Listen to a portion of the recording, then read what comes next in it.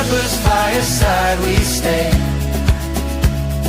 ready for that fateful day. Stories shared and hearts alight, around the fire every night. Oh, oh, oh, oh, oh, oh. Hello everyone, welcome back to the Preppers Fireside, and we're here with Brian, Barry and Alan. How you doing, Barry? All good, thank you. How are you? Not so bad, not so bad. Alan, not seen you for a while. Working hard or hardly working? Bit of both, and I'm dying of the cold, so I sound a little bit more terrible than usual. But other than that, all good. How you doing, guys? Stay back. Not bad, not bad. I'm curing Brian, it with beer, so it's all good. That's it. That's the best medicine. That's the best Wash medicine. it out. After Coke Zero, of course. That's your best medicine. So. No, I'm full fat Coke, me. Full fat. Fucking crotch sweat. Speaking of terrible drinks, how's you doing, Brian? Oh, I'm fine. Just enjoying the sweet taste of Pepsi Max. We're not sponsored on this at all. I'll put the opinions of their own thing, just in case anyone thinks I like that crap. I think if we did get sponsored, it probably wouldn't be by Pepsi, given the stuff that we talk about. You know, they would want to stay well away from us. We are to the max. What's the problem?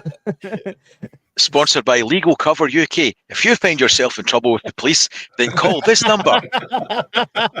Do you have a truncheon in parts of your body where it shouldn't be? Then ring us today. That works. That works. I've lost the disclaimer. I've lost the disclaimer. All right, we'll have to just leave this one on. Okay, there we go. That'll do. Anyway, tonight is all about scavenging, looting, liberating, robbing, eating squirrels, whatever you want to do. It's basically, what do we do after SHTF? Now, to paint the picture for your questions, we're not talking about some random virus that suddenly hit and everyone dropped dead and there's only a few of you immune and all the supermarkets are still lovely and stocked and everything's wonderful, right? We're talking this slow burn collapse. It's been 30, 40 days, whatever, you know, you happen to have 40, 50 days of rations at home. We're at the end of that, and the, you know, Darwinism has took over a lot of the population. So that's the kind of situation we're at. So we want to look outside the box, not just, I'm going to go to Tesco and steal all the beans. We want a bit of outside thinking here. So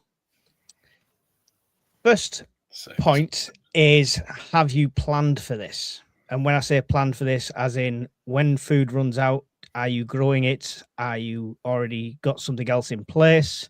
What's your plans for this, Brian? When the shelves run dry, what is your actual plan that you have in your mind? When the shelves run dry and I run out of things at home, months will have passed and I'll be in the shit. I know nothing about farming. Nothing. I would kill a guaranteed to grow sunflower. It'd just be a stick petrified forest within a day. So I know nothing about growing anything. So I would have to try and trade different skills about repairing machinery or different things and hope somebody would feed me and trade. Wow. I mean, that's poor prepping. That's poor planning. I hope somebody feeds me is not the answer we want from experience. But then again, they might want their lights to stay on. They might want their vehicles to be kept running and things. I have got things that I can trade. Mm-hmm. But do you have, what if there's no guarantee that there's going to be people to trade with? In that absence, I can trap. I can fish. I could hunt. But as far as growing things, I know nothing about it. I've got books on it. Books I've never read, to be honest. Yeah. But I've never done it, and I don't grow things. Our garden has no grass. 5 days left on the shelf, you'll pick up the book and start speed reading. I would be reading a lot. I mean, you would have time to in between doing other things as well, but it's something I know nothing about. This is, one thing I've learned is you will have time. People always say, oh, yeah, but during the apocalypse, you won't have time to do everything. You'll be doing this, you'll be doing that, you'll be doing that. There's a lot of time. There's a lot of time when you've not got the idiot box and you've not got any like sort of distractions and stuff, and you are organized. So you've already pre-sorted your water, your power, everything's secured, everything like that. Then you sit down and you're like, oh, 40 minutes has passed. Don't worry, only another God knows how many hours to go. It's just, it's surprising how much time you will have. Barry, what's your plan when the food runs out? I've got a bit of a seed bank stashed away. I did have access till recently to an allotment. I've got several allotments near me that are marked out on my Ordnance Survey map. I've got various books on farming, growing, making your own farm tools, etc. Mm-hmm. I think I'm going to be okay. Once everything's gone, I should be okay. Okay, we'll leave that there for now. Alan, what's your plan for? I mean, your shelves are not as stocked as our shelves because you're not a prepper. You keep telling us. Very true. That's very true. So, what's the plan to feed yourselves and feed the family? Do you know, just the other day, I actually took a look around my kitchen to see how much food do I actually have. And I genuinely don't really prep food. I do keep a small stockpile, but I don't prep food that way. And I worked out I had about 26 days worth of food if I broke that between, the three of us in this household. That's not bad for a non-prepper. That's good. Yeah, I mean, it wouldn't be good meals. It would be lots of random mixes of different tins and pastas and porridges and stuff. But it came to over 2,000 calories per person. Mm-hmm. My son was a little less because he eats less. So once that stuff was exhausted, though, for me, it's about skills. I'm kind of in a fortunate position because I've been a hunter for a very long time. So I have access to land, even though I don't own the land. And even if the land was suddenly taken away from me from a permission point of view, in this kind of scenario, I still know where it is. And I still know the movements of the game that I control. So I would still have access to that the general public, and knowledge about the movements of those animals that the general public don't generally have. So I would last a very long time off the back of that. But my skills in foraging, hunting, fishing, and more importantly, getting the maximum amount of nutrients out of bits of the animals that you wouldn't otherwise think about, like bone broths and things like that, really maximizing what you get out of each bit of protein. Love a bone broth. It's a bit of a lot of skill, though. A lot of people don't really realize this. They'd probably be throwing away very good parts of the animal, thinking, I need the steak and I'll just throw the rest of it away. I would go right down to the sort of the absolute necessity of consuming everything. And, that would buy me a bit of time, but there's a lot more I would have to do as well, which, I'm sure we'll talk about. Yeah, well, I want to come straight back to you then, and we can get this out the way, because I imagine there's a lot of people that have been to their local prepper, bug out store and bought the cheapest crossbow they could find for 20 quid and think, oh, well, it's fine. I'm just going to hunt, because they've seen plenty of movies on hunting. So, I mean, can you give us a sharp reality check on people like that, Alan, that are just going to pick up a cheap crossbow and think they can go hunting?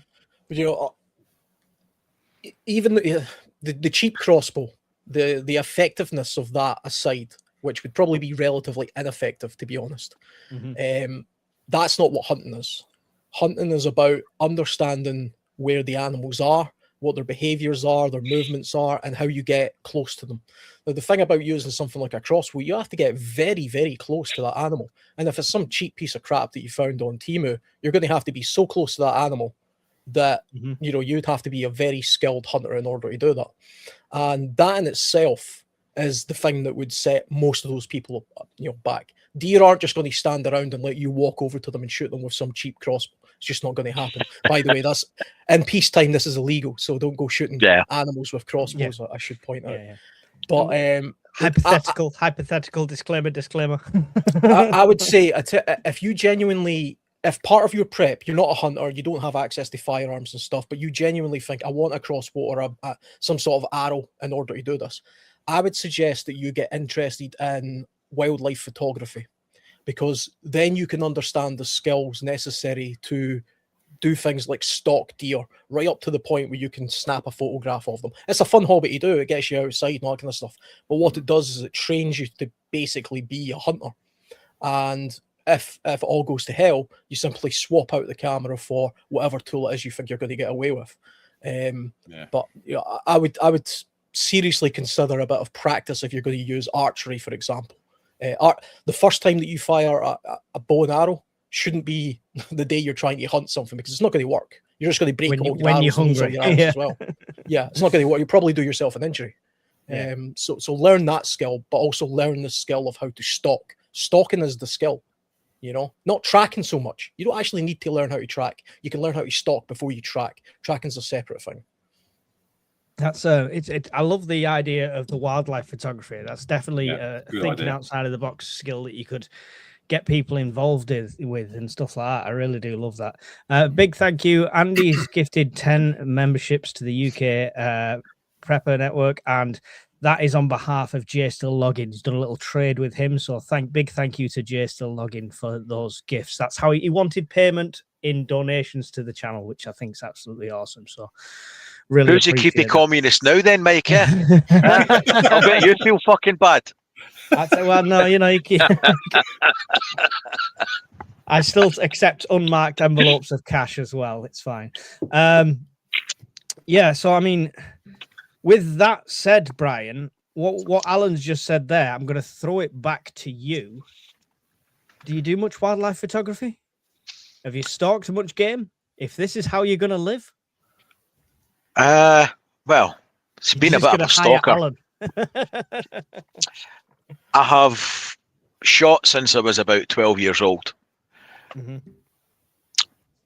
I'm aware of scent and game trails and different things. I don't have full bore experience, and I don't have a lot of experience with quartering a game.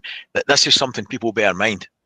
Mhm. If you're taking down a 200 or 300 pound animal, you've got to butcher it then and there. You've got to know the cuts that you want to take, and you've got to lug that shit. You've got to carry that to where you're going to go.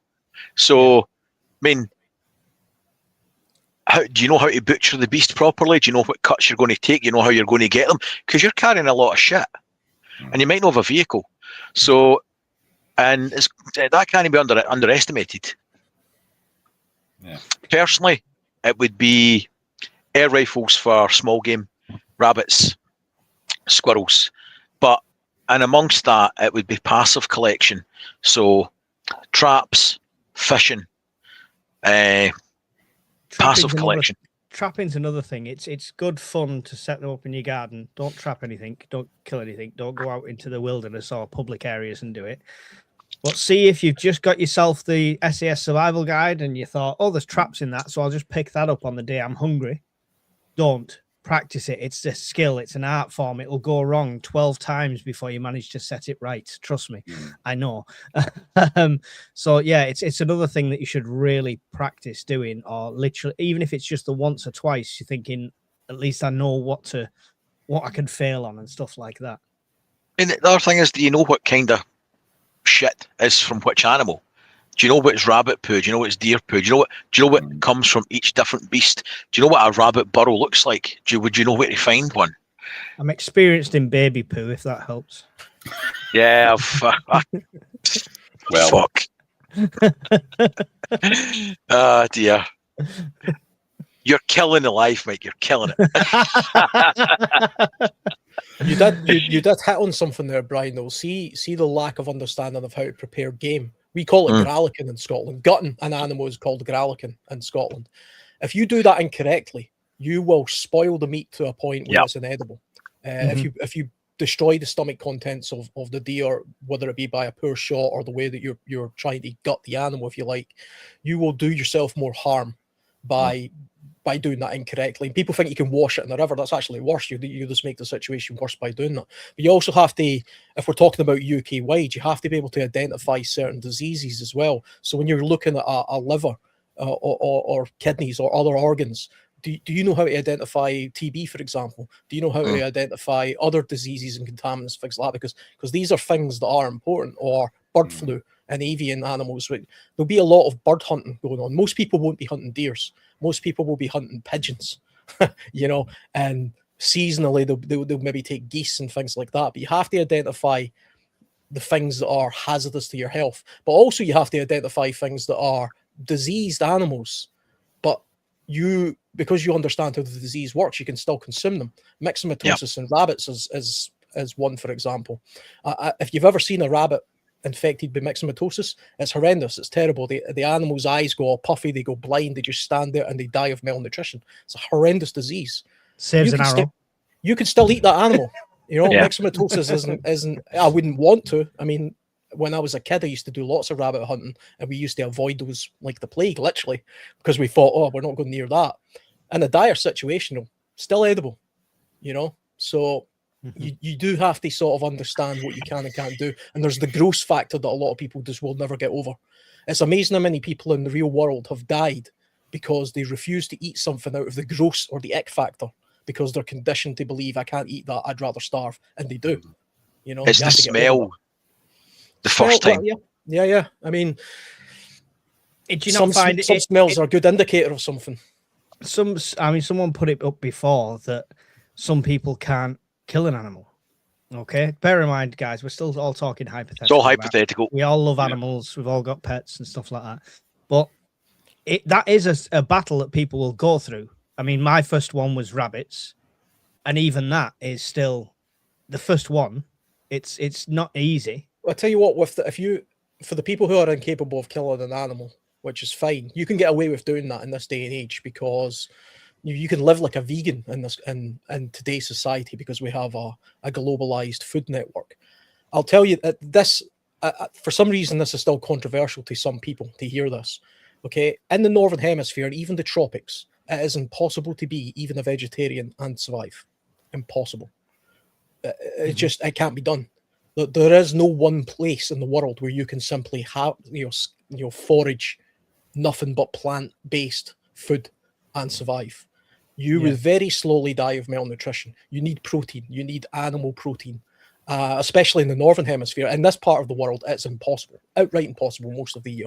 It's only possible because we have a logistical infrastructure that allows mass farming and food coming in from all directions. And what they're missing, they're supplementing, right? In Yes, times, absolutely. That's the point. Yeah, I mean, you have to have certain vitamins and minerals which you can only derive from animal proteins or be supplemented, like if you're a vegan, which is an extreme diet, in my opinion. Yeah.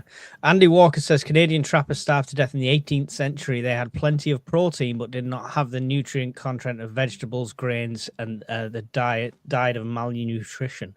Well, there is something called rabbit starvation, if you like, where the animal's so lean it hasn't got much fat content. So there was trappers in the Hudson Bay Company that famously, I think they got marooned or something, and they died even though they had plentiful amounts of rabbit to eat. One of the mistakes that they made, though, was they were just eating the fleshy parts of the animal. So you can counteract that kind of high protein starvation by eating every single part of the animal. Eat the eyes, the bones, the organs, every single part of the animal, and that will stave off a lot of that. If your body is lacking things like carbohydrates and glucogens and stuff, it'll go and change it over to fats, like a keto diet was, or a carnivore diet does. So it's about eating that fats as well, right? The skins, the organs, and things like that. So it's about getting that fat content. Your body's naturally drawn to certain parts of the animal in extreme survival situations. The most obvious examples of this are people who are lost at sea, and they're on like a life raft for an extended period of time, 30, 40 days, etc. They're able to catch fish. And the strange thing about the eating habits of these people that they described was they were drawn to eating things like the eyeballs or the liver, or the really gross parts of the fish, and they didn't know why that was. It's because those parts of the animal had things like water, minerals, things that their body craved, and therefore that's the bits that they enjoyed eating the most, and it tasted different to them. They come home after a week, they wouldn't go near it again, but the body knows best when it comes to this stuff. Not live till you've popped a fisheye between your teeth. It's lovely. Let's get a few of the comments, and just before we move on, you'd need to be growing food for months in advance to sustain yourself. You'd have to rely on someone else's crops. Yeah, I mean, you've got to see this coming or have a homestead ready in place. Rabbits are easy to keep and prepare for the pots. They are one of the easiest forms of meat to keep and rear. Yeah, I mean, don't name them Flopsy and Topsy because it gets more emotional when you've got to chops you the head off. So are guinea pigs. You are. Guinea pigs as well. You know, it's a fantastic. If you're going to grow meat in an SHTF situation, guinea pigs are actually a viable option along with rabbits. I want something that's going to last a while. You get a guinea pig from Pets at Home; it's dead 3 days later. I've thought about chickens too, providing fertile eggs or chicks to the locals. More people you get involved, the better. Chickens are a great one. Unfortunately, they started to become more outlawed with bird flus and stuff like that, and it's half a nightmare keeping them at the moment. Once the unwashed masses are out the way, I'd quite like the idea of hunter-gatherer method of survival, says Dave. Oh, well, start practicing. Quite lucky here, semi-rural. During the last 4 years, while out on many of my close woodland hunting, I've done a lot of wild farming. There you go. Cool. Love that. Like guerrilla farming, kind of. Yeah. Dave used to talk about that, didn't he? What's that? Dave used to talk about that, making a wild garden, get out and planting stuff. Yeah. Oh yeah, the people are doing it. See, I know there's preppers around me because there's some parks I've been to, and there's plants cropping up that are like, they don't usually grow there. We can eat these, but they don't usually grow there. Yeah. Yeah, that's the one. Get that. Yeah. Food for free. Tiny little book. I've got small hands. So it's got all the stuff in there. Things like, I mean, the common things are like dandelions. You can eat everything from a dandelion. You can roast the stalks. You can, I think it's have the leaves as like a salad. You can boil the heads. There's all sorts, but there's food everywhere with that when it comes to stuff like that. As honest as I can be with y'all, if you don't learn how to grow and farm, you're not going to learn this after SHTF in a few months window before the winter when you could starve. It is, it's something you need to really have in place to begin with. But I suppose for a normal person, that's relevant. Like if it hit now, we're not in the middle of winter. We're hopefully on the way out of winter. But if it hit now, it's not like, oh no, we've got to learn this stuff very quickly. We've got supplies, we've got stocks and stuff like that. So you give yourself that kind of grace period. You'd have to consider doing it from day one, but while using your own supplies. The thing is, growing food is very seasonal, especially in this part when you're not growing nothing at this time of year just now. And when you think about if you're the average man who needs sort of what 2,500 calories a day, how many calories do you think you're going to get out of your little allotment of carrots and potatoes in your garden? How many calories, if you pick everything you've literally grown in your garden, you put it all in a big bowl, how many calories is that? And then think about how many calories you would need every single day. That's a lot of veg. Vegetarians eat a lot of stuff in order to make up their daily nutrition. I know fitness scares people off, and talking about anything like that scares people off, but I would really get to know your own body and your own limitations. I can sustain myself on 1,100 calories and still work, do everything I need to do, and sleep at night, no problems, when I've been extreme dieting. I drop below that threshold and I'm weak. So when you say an average male has 2,500 calories, in an SHTF situation, what are you going to be doing? And plan your meals around that. So, for example, if Alan gets a big game and it's all butchered up and it's all cooked and preserved and stuff like that, and he knows he doesn't have to go out hunting for another 2 weeks, then he can have a lower ration all the way up until about 2 days before he's going to go out and do that. And then he increases his ration to increase his energy. So get to know your own bodies, I would say, on that, because it's all right saying 2,000 calories a day, that's what you need. If you sit there like a sofa survivalist melting on your couch and doing nothing else, you don't need 2,000 calories. It's simple as that.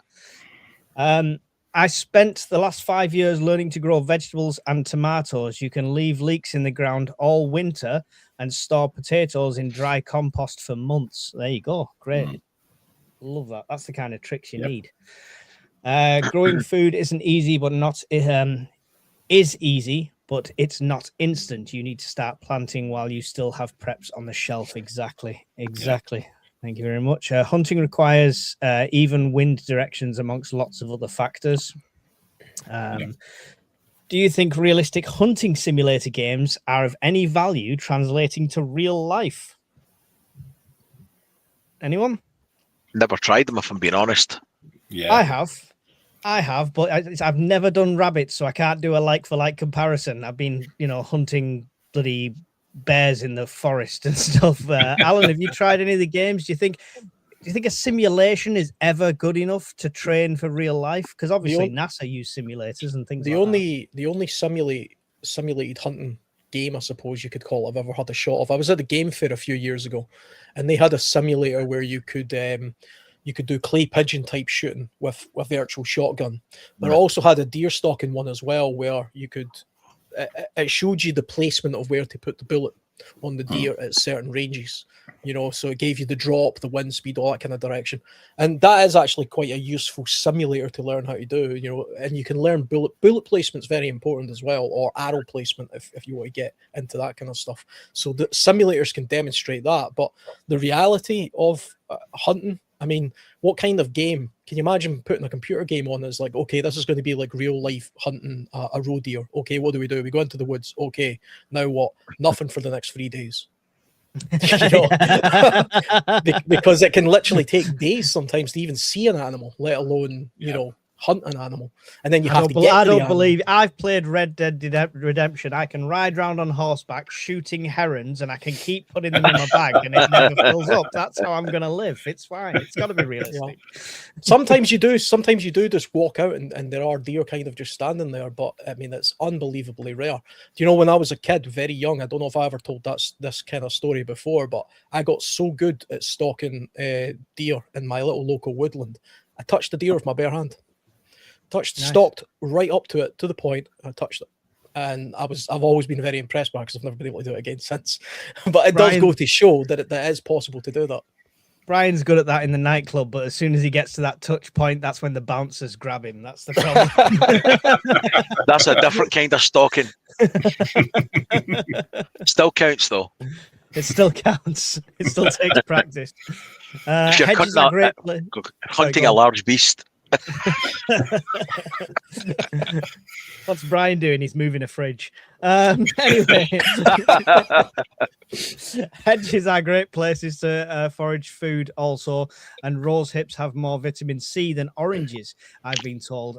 Berries everywhere around us, and people spending silly money on supermarkets for them. Yeah, and listen, most berries are part of like a superfood group. They're really high in nutrients, antioxidants, things like that. So if you don't like them, get used to them. If I can make it to the prep meet, you can have a UKPN donation. And then he does this symbol. I'm worried. I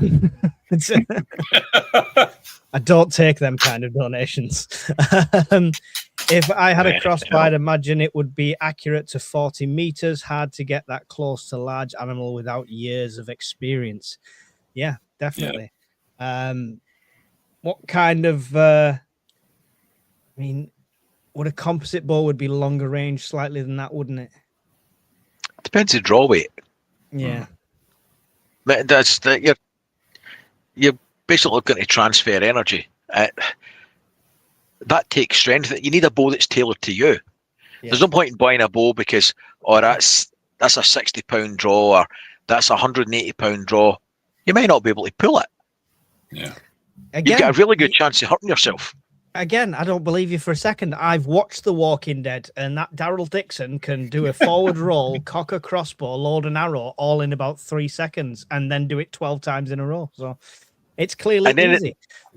And then in the real world, most people can put their back out just getting off the couch to get the remote control. Dare I suggest that they try it first? I couldn't take down an animal with a deer.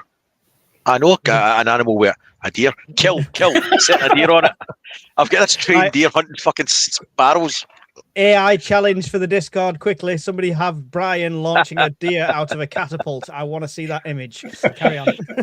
But I mean, the deer one as well. You've got, like I kept on saying earlier on, how are you carrying that shit back?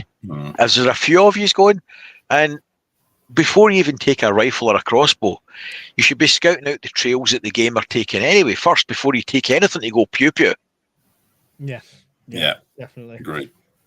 Removal of certain glands also essential for the meat. It'll be awful to consume. So there you go. Loads of knowledge needed. Please don't just sit back thinking, "Yeah, I'll figure it out." You know, I'm the hero of my story. I know exactly what I'm doing. It takes years. Chronicles, thank you very much for the £5 donation. Really appreciated. Great Galar, the winner of Brian's competition. Yay! For foraging some Pepsi Max in Tesco with a club card. There you go. That's what I hope he's put that through on your channel. I can't see, but if he's put it through on me, it's not going to Pepsi Max. And Nige Webb Thank you says, so much. "Eat offal. It's good for you." Oh. Oh, hey, there we go. Thank you very much, Nigel. Really appreciate the donation there. 98 comments behind, so I'm not going to read any of them. Let's move on.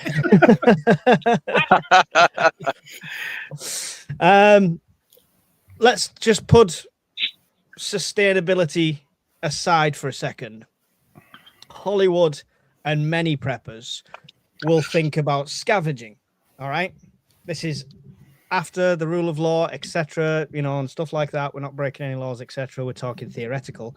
But they'll talk about scavenging, right? Going to the local Tesco's, looking on the shelves, finding nothing but pineapple aid and nothing else. That's what it would be. So is that factor into any of your plans? Do you see yourself doing that kind of situation, Barry? Yeah. Yeah? Yeah, absolutely. Yeah. If need be, if the houses are empty round by me, door-to-door search, top to bottom. Most of the, like you say, most of the local supermarkets and shops and everything will have been picked clean. So there's only going to be slim pickings about as it is. You're going to have to cast your net far and wide.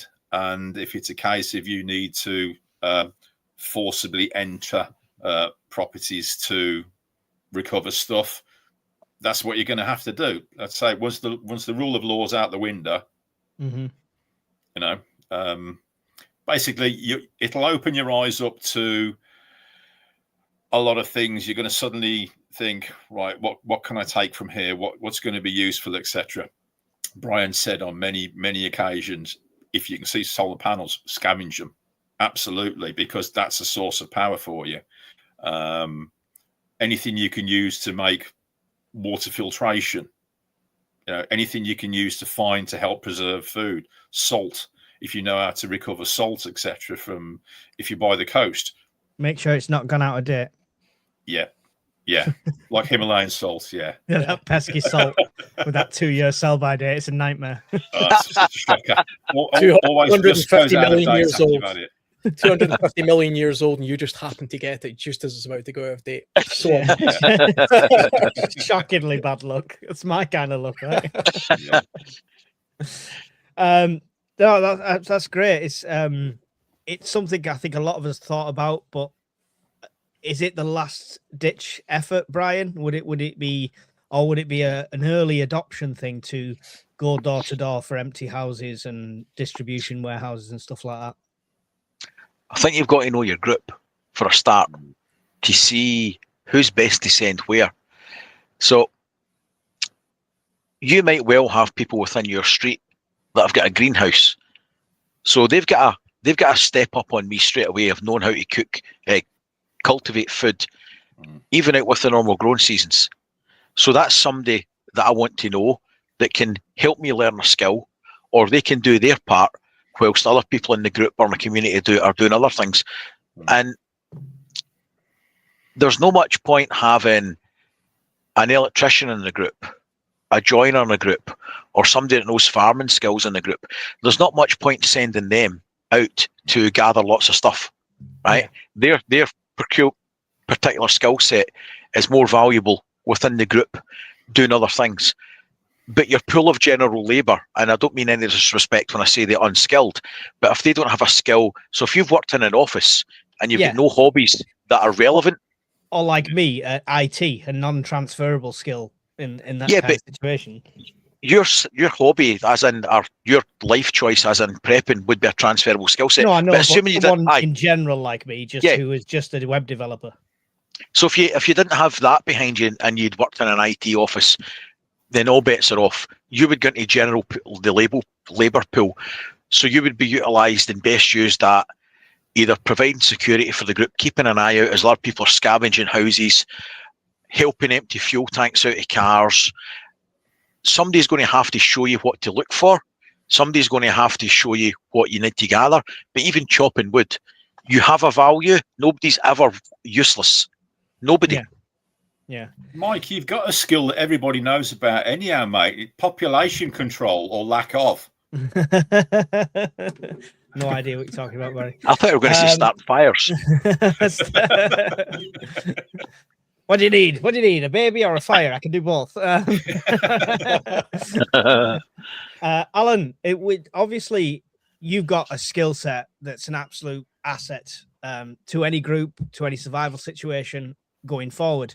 But has scavenging from other sources ever crossed your mind as something you would need to do, have to do, or just do for the sake of it? I mean, scavenging just makes sense, and the earlier you do it, the better. I mean, this is when I would become something of a prepper, because presumably this isn't going to be a scenario that just happens overnight. You kind of see a little bit of it on the horizon, and so I would start off by the scavenging of the shelves in the supermarkets for the products that a lot of people don't realize they need: flour, and while they're filling their baskets with all the fresh milk that's going to go out a day. While they're buying all the toilet roll in the world, I'm there sort of grabbing tins of dry milk and flour and beans and porridge and things that I know are going to sustain me further down the line. That's the first stage of scavenging, and then after that it would be a case of, the idea of going door to door. If we were in some sort of bizarre situation where that was to happen, I don't think that would be it wouldn't be very long lasting. And to be honest, I think if I was to go to the next 10 houses in my street right now and look in their pantries, I wouldn't be finding great takeaway examples of stuff. Yeah. I wouldn't be, even me, I think can do this stuff all of the time. And I've just said I've got less than 30 days worth of food in my own house. And it's not even good food. It's just random stuff that I know would last over that period of time. So nobody else is going to have anything of great value either. And it's going to disappear very quickly as well. But there will be a point of scavenging things like everything from, there will be certain individuals in society that do still have stuff. That's always the case in all scenarios. And scavenging from them or bartering with them will be something to do. But also things like roadkill. There will still be animals, whether they've died on the road or they've died of something else, or livestock or dying off.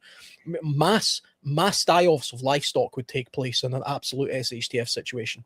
A lot of people seem to think farmers are entirely self-contained people, and they're really not. I've said before, I live beside a very large dairy farm. That dairy farm has probably thousands of cows, but they don't grow any of the food for their cows. They buy it, and it gets shipped in with trucks. How long do you think those cows are going to last if those trucks disappear? Not very long. But there will be, for a period of time, a surplus of things. And there are things you can do to stockpile and hoard, or prep, if you like, a lot of those resources that, to try and kick you off down the road a little bit more. Even though I think, well, I'll just wander off down the road and do some hunting. Well, fine, but that's my last resort. That's not the thing I'm going to do first. I do everything else around me that everybody else is doing. I just try and do it with a bit more care and a bit more thought and a bit more forward thinking than most other people, I think, to try and give myself a little bit of a head start. Then I go and do the hard stuff. Yeah, tactically, yeah. No, it's I was laughing. Go on. Sorry, Mike. I was laughing when he said he was in getting the powdered milk and the rice and the beans. As you're doing that, somebody would almost certainly walk past you with a flat screen TV. I would put money on it.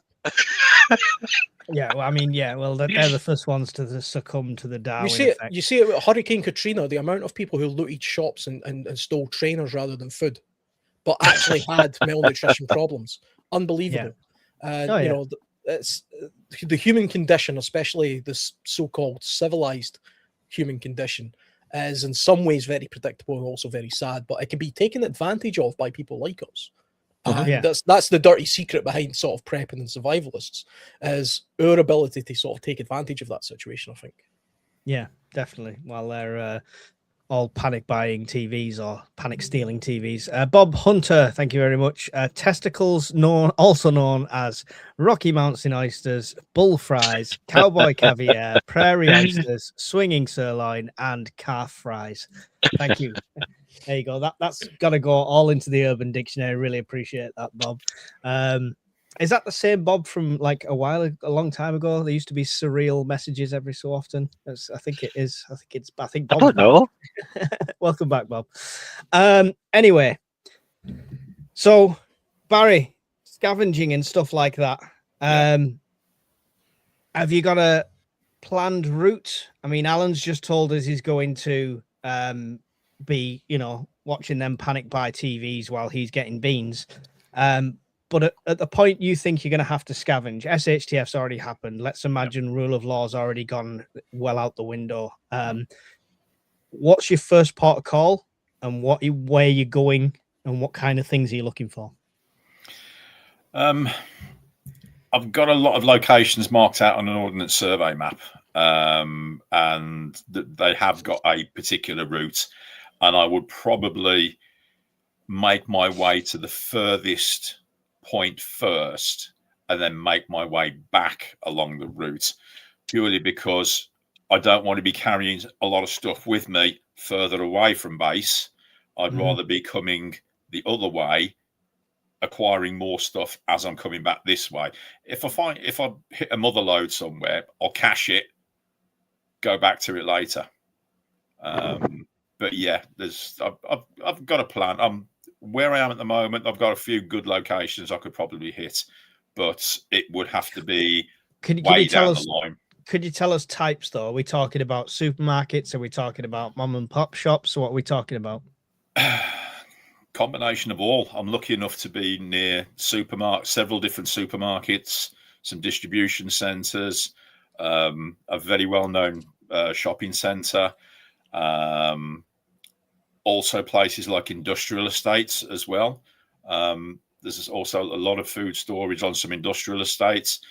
Industrial estates are also good for getting hardware, things that you're going to need: timber, screws, nails, that kind of stuff, wire fencing, anything like that you're going to need to help either reinforce your position or help expand your area as more people join your group.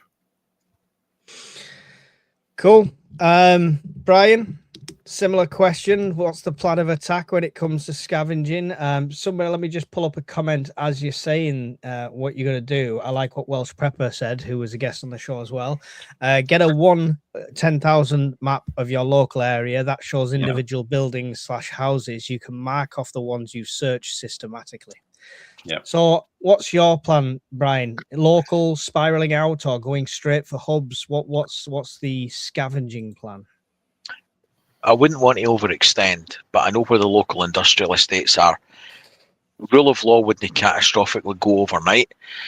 So I'm going to take an educated guess that RDCs, so your Asda's, your Tesco regional distribution centres, would all have been sequestered by local authorities a long time ago.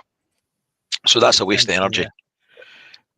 So you're looking at resource management as well. So I would start at the furthest away industrial estate I was comfortable going to first, while you've still got vehicles to get there, if you've got anything running. So the logic behind that is I wouldn't want to piss away all my resources doing little short runs that you could walk to when you could hit further away locations first, bearing in mind the fact that your fuel resources are finite and you're probably not going to get any back soon. So I'd start maximum 4 or 5 miles just up the road in the industrial estates and hope that goods were stuck there in transit.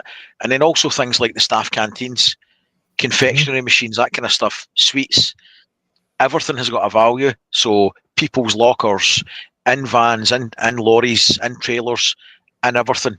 And once you've done it, spray paint, paint pen, whatever you want, tie a ribbon on the gate, that's done. On to the next one.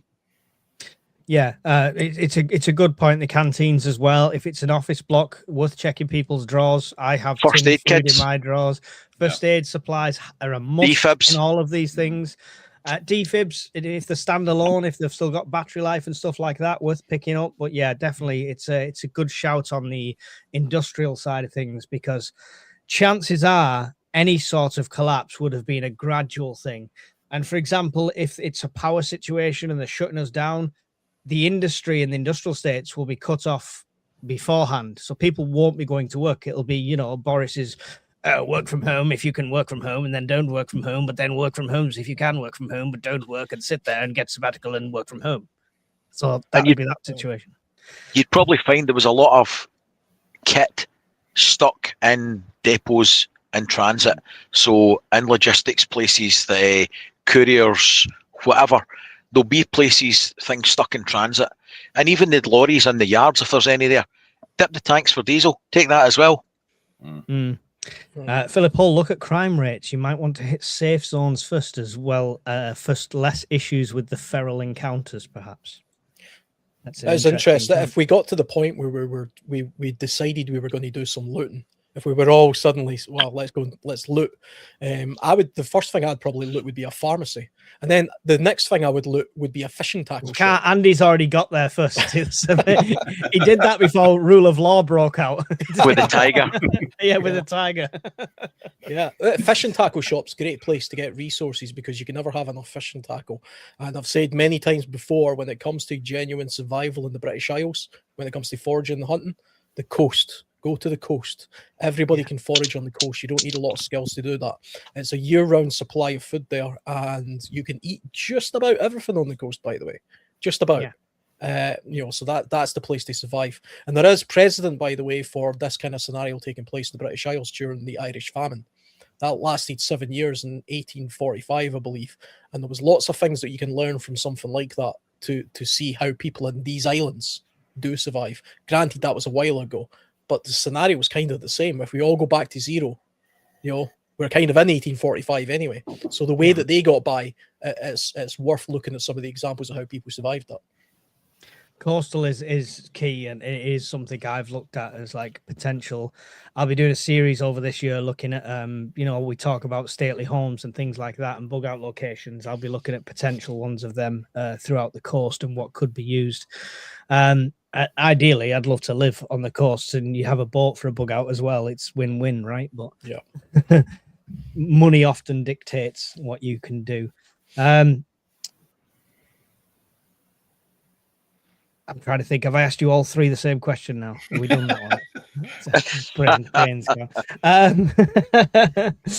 It's an open discussion. You can help me out anytime you want, guys. No, people are suggesting different things in there. Check office drawers. People often keep snacks at work. Have you ever actually been kind of hungry and then just eaten chocolate bars? They don't actually give you any. The very idea. They I'm offended you would even ask.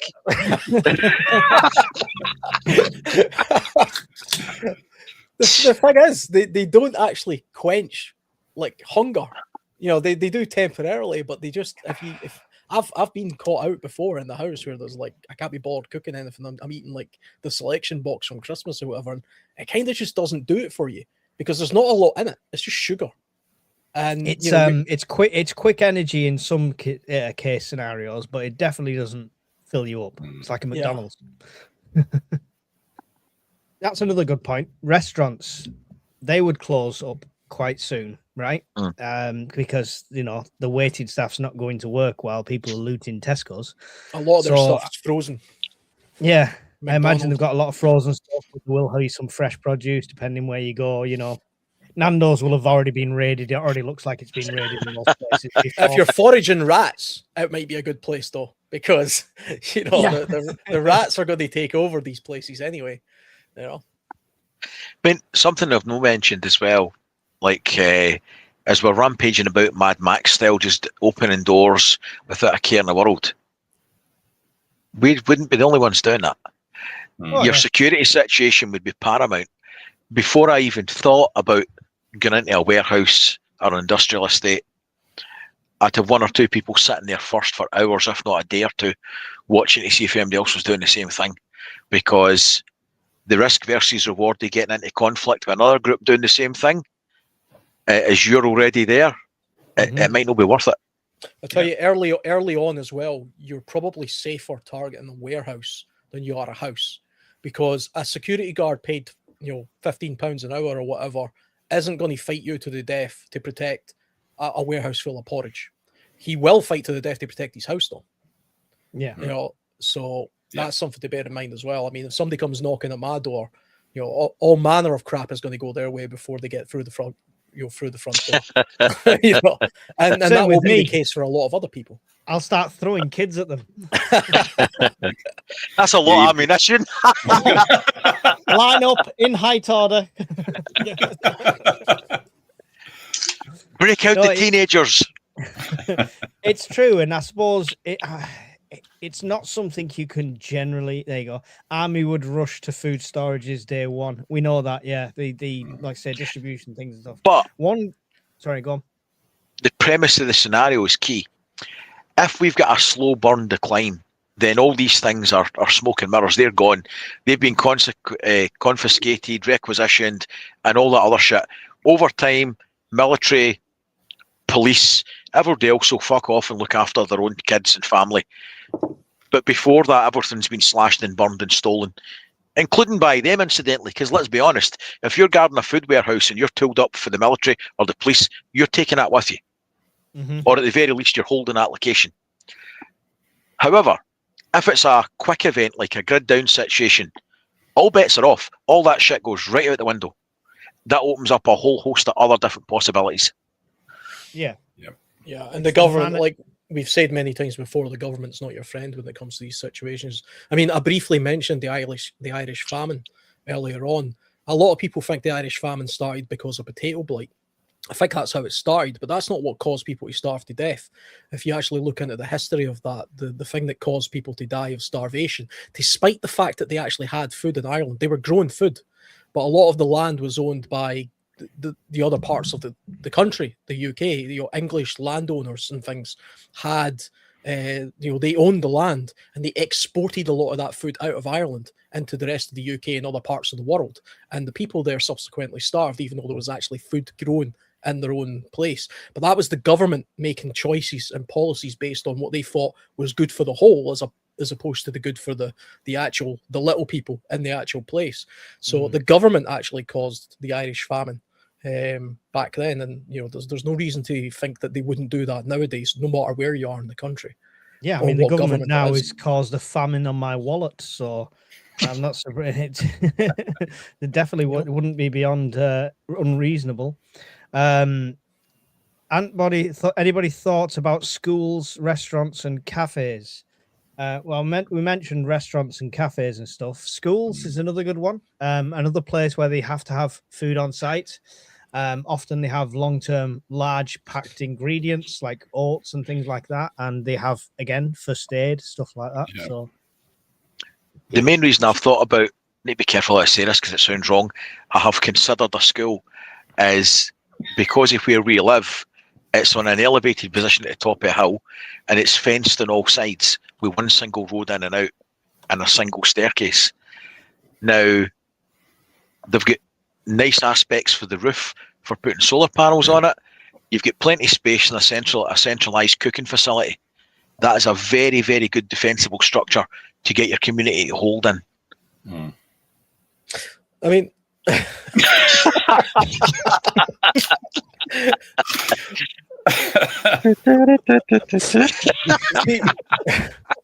sorry, I was just showing a preview of the new 28 Years Later film. Sorry. That's a terrible film. See when we're thinking about soft targets for places that might have food or resources, schools and stuff, right? I mean, most of their stuff's in a big freezer or a big fridge. They're going to have kind of limited, what they're going to have, some cereal, some porridge maybe. They're not going to have a huge amount of stuff there. And some boo-boo stuff in the sort of cabinet maybe. This is where the dark side of prepping comes into things, I think. I've always believed this, and nobody ever talks about it. But do you know where the really soft targets are? Old folks' homes. They're not going to put up a fight. They've got loads of pharmaceuticals, and they've got plenty of food that lasts a long time. Let's just go in there and take everything. This is why the concept of grouping together and protecting and ease. I'm not advocating that, by the way. I'm just saying, when you go down the dark road... 2 days into shit, it's a fan. Alan's running about with... He's got about 6 cardigans on and he's out his tits and Valium. Pulling it off some poor old lady, Loads of spare batteries on the back of his scooter. This is 100%. This is 100% the reason for having a mag, for having people group together and form a community to try and better themselves and stave out these kind of problems. Because you ever watch Was it Train Spotting where you see them robbing the old folks' home because it just goes in and they're just picking up pills and stuff, putting them in their pockets because there's no security. And it's a great place to steal drugs. You know, that would happen. That would happen. And you have to think, I mean, maybe that's a good place to go and hold up and protect. That would be an ethical way of doing it, I think. Maybe. Yeah. The problem with those places is in any disaster scenario, they'll be written off first. God forgive me, but that's a harsh reality. If it's a power down situation, most of these people, it'll be cold, lack of carers, no turning up for their shift. That's a morgue in a week. Well, That's all that is. It happened just a few years ago. We've seen it happen. People didn't care. You know, people literally just let people die. There's people in the without getting political, there's people in the Scottish Executive and the British government that should be in prison right now because of the treatment of people in care homes. Yeah. You know, and it would be 10 times worse in an extreme sort of scenario that we're talking about. But with the money they saved, to get a nice motorhome. As an old git, I'm ready for you, Alan, says Mark's Adventures. I mean, I've watched Cockneys versus Zombies. I wouldn't mess with them old folks' homes. They You'll get in, somebody's using a colostomy bag like a mace. Right in the face. Isn't it touched on the books, Brian, in 1 second after? Yes. Yeah, and it's not a pretty sight to go into one of those after carers haven't been there for a while. A couple of days and then we're all gone. It kind of comes down to calories versus rewards as well. So if you're going to spend your time, for example, breaking into a school, right? Presumably they've at least locked the door, and you're going to sort of try and force your way into the school, and you eventually break in, and you get, how much calories have you expended for what? A couple of boxes of cereal or something? You would have to think about, you know, what the point of it was based on the reward that's likely to be in there. Yes. Eventually everything would get looted out anyway. If we went from a population of what we're currently at 70 million, if something happened and suddenly there's only 2 million years left, everybody would be looting everything because everything's slowly deteriorating after that. But 90 it's a days. strange situation. Yeah. Bob, these donations off Bob are coming through on your channel, I believe, Brian, or on somebody else's because it's got a link next to it. So I can't tell. Thanks, Bob. If it is, that's appreciated. Mass formation psychosis popularized by Matthias Desmet, suggesting a large group can enter a hypnotic state, losing touch with reality, and shared narrative takes over in times of crisis. I mean, that basically that's the line that's going to go on my pamphlet for the prepper community. That's it when I sell it to people.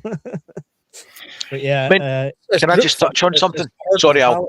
I was just saying that's kind of groupthink herd mentality stuff I think he's talking about. Yeah. That's a genuine phenomenon that would absolutely happen, and it can either be a very good thing or a very bad thing. It's usually a very bad thing. Yeah. See, when we're talking about restaurants, schools, and even homes that are abandoned, assuming they're abandoned, we've got to bear in mind the reality of our day, and that is specifically the just-in-time ordering system. Schools and restaurants don't have massive pantries like they did in days gone by because they don't have to, because they know somebody's going to be delivering stock in 2 to 3 days. They'll get their delivery on a Wednesday or a Friday or whatever. So they don't have massive stockpiles. So we're not going to go into a restaurant and you'll have masses of tins and a huge, massive pantry. That's just not going to happen. My son's school, every day you have to go into an app and say whether your kid's going to have school lunch there, and you have to choose the meal. There you go. And that's literally because they're preparing it just for that kid that day. That's how much they've sort of whittled it. It's gone to the days where I used to go in with the dinner tray and they had a hot plate and you asked for whatever you got. They don't do that anymore. Now you say he's having steak pie today, and they bring steak pie to your table. That's what they do in my son's school anyway. So they haven't got a big kitchen full of stuff. When I was at school, it was still blackboards. Sounds like a steak pie. Sounds like a private school to me. Ooh, la-di-da. Just touching back a point on that book that was mentioned 1 second after. Yes. That's currently being made into a film due for release very shortly. I believe Looking forward to seeing that. If they keep it true to the books, that is going to be an excellent set of films. Yeah. Do you know what we should do? Because they never do. We should do a premiere and watch it on a live. You couldn't show it on so it'd just be us lot going, for Yeah, 2 you, hours. you can do it like a No change 2 there. 2 hours would be a long time, but you can do it like a timestamp thing. You ever watch Joe Rogan where he's doing the fight commentary? You can't see the right. fight, but they have like a time stamp in the corner, and they're all talking about it, and then you can watch it on another screen as they're talking along with it. I mean, Right. Okay. it can That be may done work. that way. Yeah. I actually have a way of doing it in the Discord, so shh. So we tested it a while ago, and it does work. So yeah, I was just going to quickly look and see if we've got a release date on that yet. I mean, didn't you do IMDb. something similar, Mike, with that Sky thing that was on Mind That documentary? You did an episode where you were just talking. Oh, the war yeah, game. reacting Yeah, yeah. to it. Yeah, I I was reacted pausing to it. and reacting to it and stuff like that. Which yeah, I mean, we could definitely do that. I think it's a case of let's all go and watch it, and then we'll do a whole podcast on it afterwards and tear it apart and cry. I hope they don't ruin it. Yeah. They will. I They will. hope not. It'll be woked to death. It's Josh Holloway. So anyone who remembers Lost, Yeah. All right. Locke, the blonde guy from that on the beach, it's him who's playing John Matheson in it. So I like him as an actor. So hopefully it won't be too horrendous. Yeah. So yes, we shall see. Anyway, Some diverse girl welcome boss to the will movie save the world. That's how it'll end. you are. Some diverse girl boss will save the world, and that Josh guy, he will obviously be a bad guy because he's the bad guy demographic now. That's how Hollywood works. John Matheson now identifies as Jessica Matheson. The last thing you'll do is get his pronouns wrong.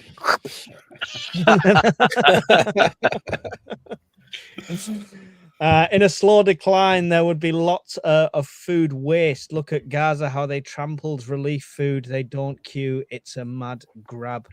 I mean, I think you would get that with animals and stuff like that. You will genuinely get people who have lived on a council estate their entire life, never been to a farm in their entire life, going out trying to butcher a sheep in the fields with no clue of what they're doing, just because they've seen a sheep and they know that it's food. So I reckon you're going to get a lot of waste that way as well. But Yeah.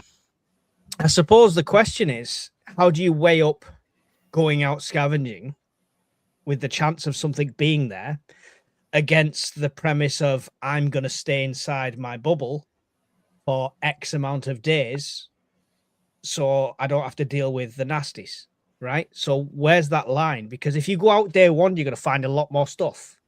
If you wait till day 90 on your own supplies, it's going to be slim pickings out there, and the odd cannibal to fight, I don't like the idea of hunkering in and kind of just living off my resources. One, because I wouldn't last very long, not being a prepper and all.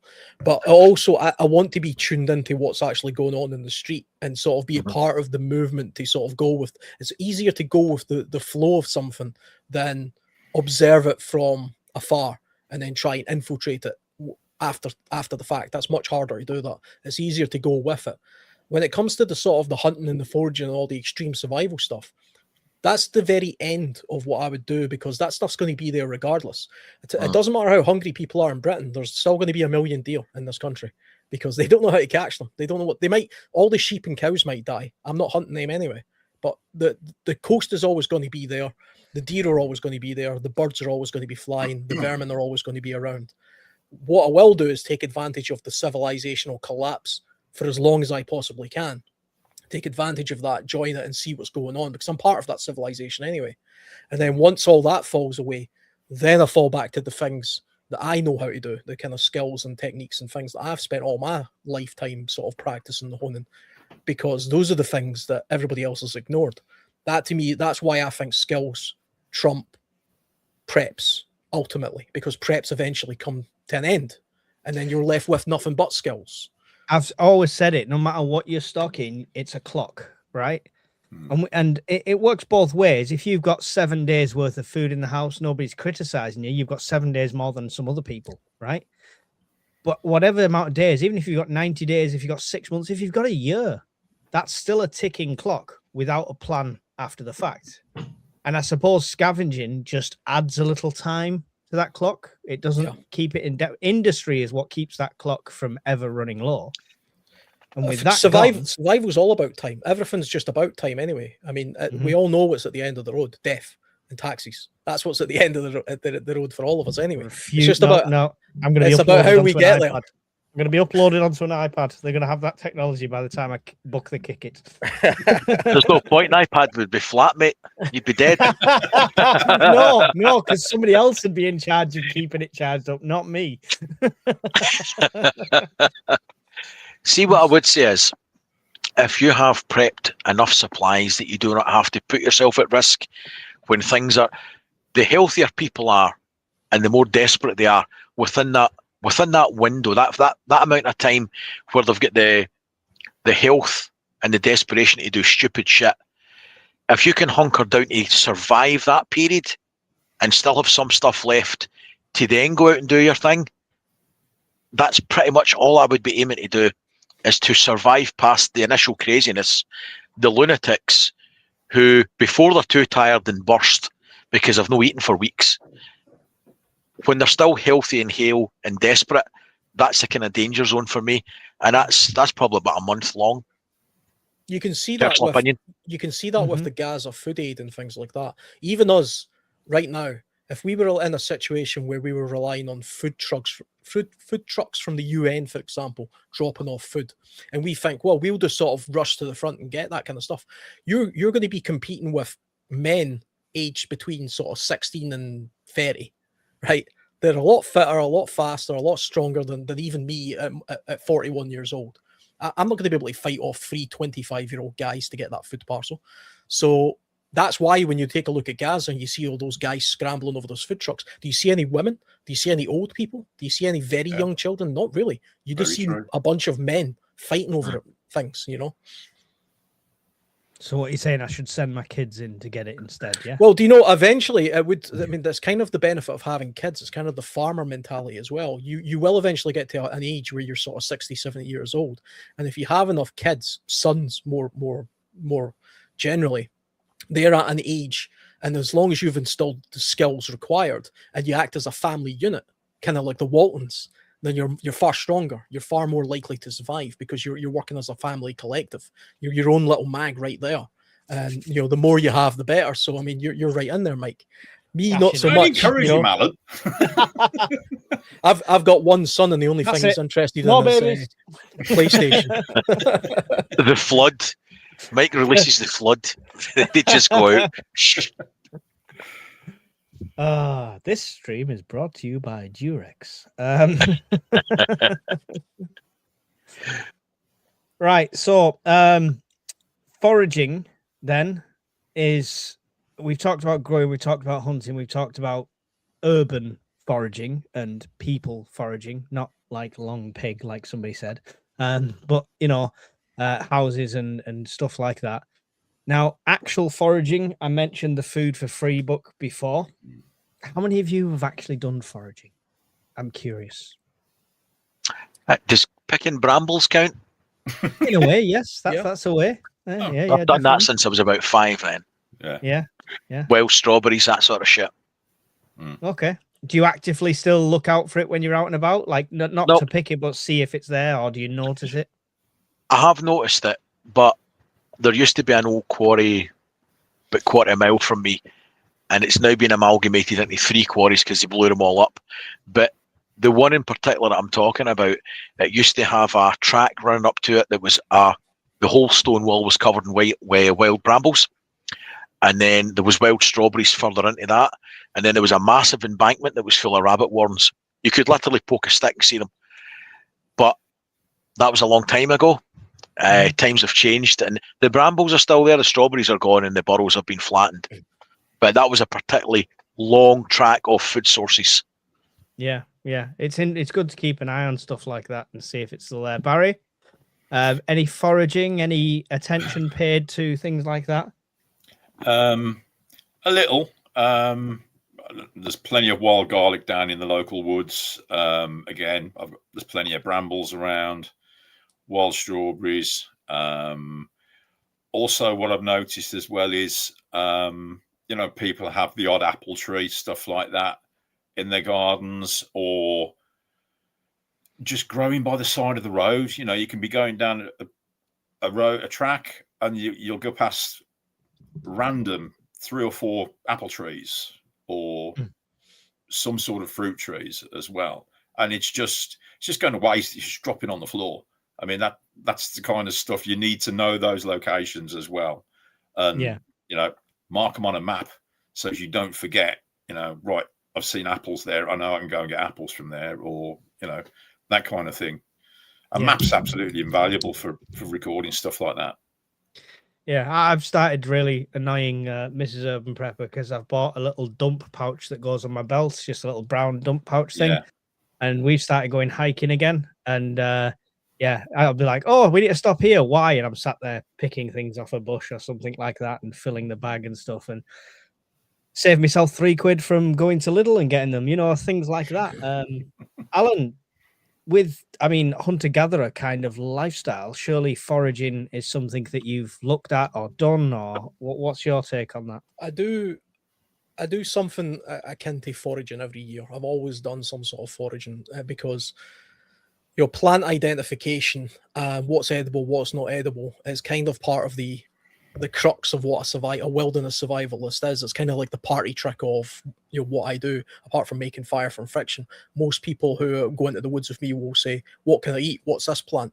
And it's kind of good to do that kind of stuff. I've got a yearly tradition where I tap birch sap every year. It tends to happen roughly around about the same time of year. And for me, that's the first indicator of spring, which is where that's the first indicator of when plants and things are going to come into bloom and things are going to be more edible. And because I've got a young son, we go into the woods and I'll show him wood sorrel and things like that and say, you know, there's wood sorrel, you can try that, tastes like apple peel and stuff. And then I'll show him extremely poisonous plants. He's got a phobia now of foxglove digitalis because it's very easy to identify, and I've told him what it can do. So now he won't even go near the vicinity of one of those plants. But the truth is, I've never actually foraged to a point where I've tried to go all day just eating that stuff. I've almost got a bit of an idea. I might make that a video out of that, because that's an idea of, if I know my local area, I know where all the plum trees, the cherry trees, the crabapple trees, I know where all the wood sorrel is, I know where the stinging nettles grow, all that kind of stuff. But it's all seasonal and it all grows at different times of the year and it all grows at different quantities. If I was to, I wouldn't be able to forage very much if I was to walk out my door right now, purely because of the time of year. Although I'm quite coastal, so there are some things that I could forage that would get me by coastally. Sea buckthorn. There's lots of sea buckthorn where I live, for example. I could get a lot of vitamin C out of that. But could I actually forage enough stuff in a day, even at the height of summer, that would sustain me for a week? I don't know. I'll have to try that and find out, because I'm also one of those annoying people that don't eat vegetables. So I'm like, I could pick a wild salad, no problem. Don't want to eat it. It's like, don't like the taste of it. I know you've Where's got the that quarter pounder tree? You've got that luxury in peace times. I used to be a very fussy eater, and I think when you get to the point where you are starving or really, really hungry, and you've got limited options, you will eat anything. It's like you'll eat stuff. I eat anything now because I've been homeless and I've like whatever I could literally get my hands on, this kind of thing. So when I was a kid, I used to forage pigeon eggs. That was a thing that we did as kids. I grew up in quite a rural type place, so stealing eggs from pigeon nests was a normal thing for us to do as kids. But for a certain period of the year, a certain time of the year, that's like an incredibly nutritious way of getting by. We could collect enough eggs in a day that would probably last a couple of days. And you could do that. You could mix that up with other animals and other birds. And there's rookeries and things there's so many things you can forage seasonally. But it's about, how do you get through the winter months? That's the key to survival. How do you get past the winter months? Anybody can go into the woods, a good wood, and forage probably something to eat that day if they spend all day looking. But can you do that every day? And what do you do when that stuff disappears? That's the secret. That's the thing you need to learn. That's why you should go to the coast, because there's always seaweeds, there's always sea buckthorns, there's always shellfish, there's always that kind of stuff there. You should always be like, if you're foraging in an area and we're at the point where the population is dramatically less than it is now, and that's in your reach of foraging, you should never forage it to the point of zero, right? Yeah. Take half, leave half, let the birds have some, keep the wildlife there, let some of it drop and regrow. It's about keeping that as a sustainable source. If you go there and locust a lot of it, you've used up that Destroying resource. yourself Yeah. out of a resource pretty quickly. And it's easy to do. It's easy to decimate something like a small pool of fish. It's easy to decimate a woodland full of eggs, and then the birds will simply they won't nest there again. They'll learn their lesson. They'll move on. You know. Mm-hmm. Loads and loads of suggestions coming in on this at the moment. Horace says, I forage chestnuts, blackberries, hazelnuts, ransoms, damsons, and sloes annually. Primrose, you can eat flower, leaves, and roots. Marigolds are the same. Cob nuts, I'm not sure if that's a plant or a swear word. Ground elder leaves. Alan was talking about grinding up elders earlier on. For food. So my dad went on a seaside foraging day. Highly recommend the day course. So yeah, I mean it's worth it, definitely. A few of the prepper meets we've had people do forage walks and stuff like that. So you can eat worms apparently, squeeze out the soil first, dry out in the sun. Never tried it myself. You can also, you don't necessarily have to dry them out in the sun. So wash them, squeeze them out, and you can put them on the rocks at the side of your fire and let them heat and kind of grill that way, and you can eat them that way. You can also be ground up as well and then put into a solution and have like a worm soup, which is good. You reminded me, Mike, see when you were showing that little Food for Free book, which is a fantastic book, by the way. There's actually a series of those books. Yeah. So I recommend to everybody to get, and they're cheap. You can get them. They're really good. The coastal one's fantastic. Yeah, I'll look at it. It does touch, even on this one, it kind of touches on oysters and scallops and stuff like that, and winkles and what have you. So it does touch on stuff like that, but I definitely want to get the series. The best thing about these is if you know the area you're going to, like coastal or like just in general in the country, that fits in your pocket. No problem at all. Take it with you during peace times, you know. See if you plant some dead cans. How quickly do they grow? Asking for a friend. If I was to plant these, how long till the Pepsi tree grows? Because that might be an issue for me. Well, I'm not sure. If you send me some money, I'll send you some magic Pepsi beans. All right, they're £5,000 each. You can only plant them after SHTF, right? Tell you what, plant the can or plant the bottle, especially a beer bottle like this, you'll harvest a lot of slugs and other things which can then become bait for fish. And it's an easy way of harvesting that kind of stuff as well. I was going to say as well, time consuming, just eat the slugs, right? Make sure you cook them because they harbor a parasite that's incredibly dangerous. I was going to say the TV chef Hugh Fearnley-Whittenstock, he did a TV series a while ago which was all about foraging food. Mm-hmm. It's fantastic. He wrote a book about it and he did a TV series about it. I recommend you probably get the TV series on YouTube now, but I've got his book somewhere. I remember getting it at a time, and it's fantastic resource for UK specific foraged foods that you can get along hedgerows, canals, those kind of places. And he obviously knows how to prepare the food into something that's bloody edible.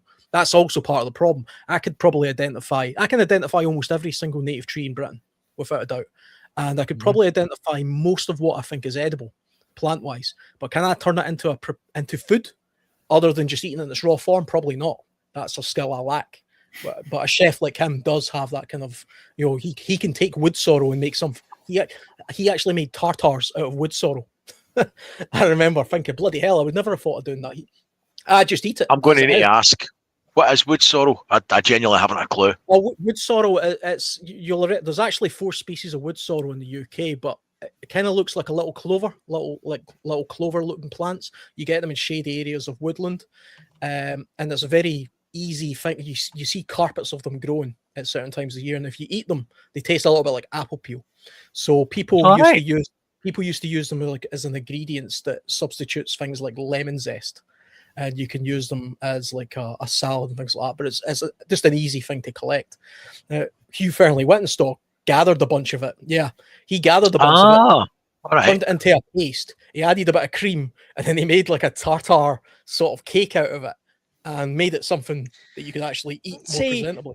But that defies the point to me. It's like these chefs go, I'm going to make an entire meal out of this forage things. I'm just going to add cream and just going to Double add cream, this. things I like happen to have the cream in the The apocalypse. thing is, I mean, if you had powdered milk and a bunch of wood sorrel and a means to make some sort of shortbread or some sort of pastry, milk's not an issue. I'll just keep her pregnant. It's fine. that would make that would be quite a cake.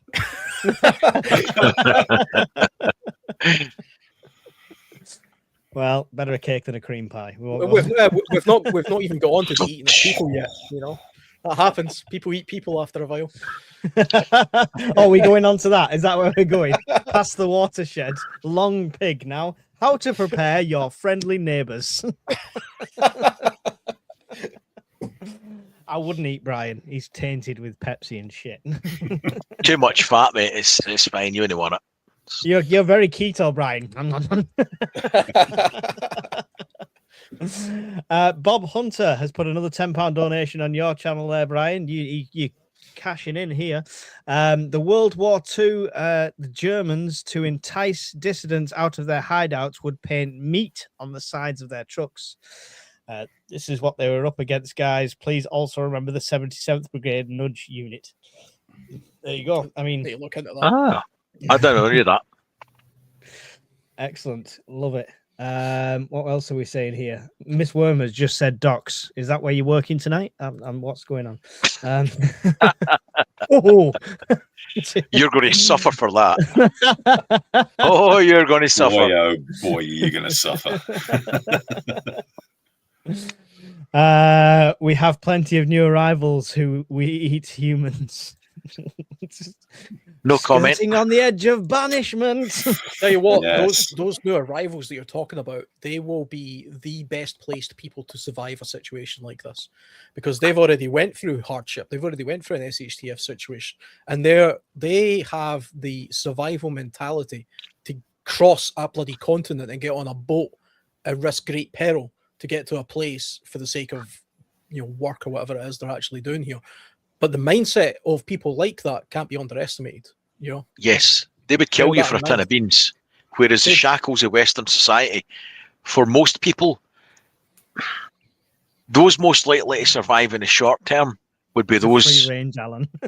who would be most likely to cast off the norms of society. Yeah. Yeah, Um, totally different culture as well, and Yes. they would have no qualms, I believe, and undermining our culture, if you like, subverting it to benefit their own survival. And hey, so would I if I was them in their situation. But that's just a reality we all have to sort of remember. You put those kind of people down as much as you like, but they'll be at the top of the pecking order in a situation like this. And what would your timeline be, do you think? That people would resort? I mean, if it's different, if it's a plane crashed in the Andes, but and you start eating your friend's butt, that's a different story. Not in that way, Brian. But Always gutter for you, isn't it? It always resorts to that. we're gonna People are die. starving to Let's eat your death, and ass. Mike's whipping out a batch. You sick puppy. I do apologize to anyone new. We do talk about prepping sometimes. Alan, what's your timeline, do you think, before people start looking at their neighbours like they're a roast chicken on legs? I think it would be about.